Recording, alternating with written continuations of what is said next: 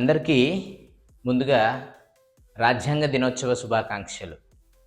ఈ రాజ్యాంగ దినోత్సవ శుభాకాంక్షలు చెప్పడానికి రీజన్ ఏంటంటే, ఈరోజు నవంబర్ 26, 1949న రాజ్యాంగాన్ని అమలుపరిచినటువంటి రోజు.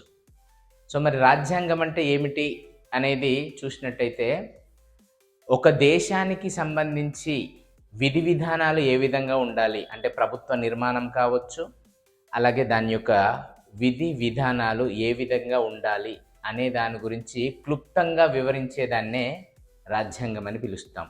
దాంట్లో పౌరులకు సంబంధించిన అంశాలు ఉంటాయి, సమాజానికి సంబంధించిన అంశాలు ఉంటాయి, అంటే దేశంలో ఉన్నటువంటి ప్రతి వ్యక్తికి సంబంధించినటువంటి అంశాలు దీంట్లో కనిపిస్తాయి. మరి భారత రాజ్యాంగాన్ని 1949 నవంబర్ 26న ఆమోదించారని చెప్పుకున్నాం. సో దీన్ని రాయడానికి మనకి 2 సంవత్సరాల 11 నెలల 18 రోజులు పట్టింది.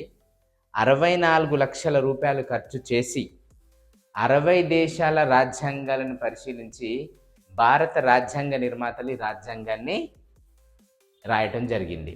సో దీనికి సంబంధించిన పూర్తి వివరాలు మన ప్రీవియస్ వీడియోస్లలో ఉంటాయి. మీరు కావాలంటే పూర్తి డీటెయిల్స్ తెలుసుకోవచ్చు, ఏ దేశం నుంచి ఏ అంశాన్ని సేకరించాము అని చెప్పేసి.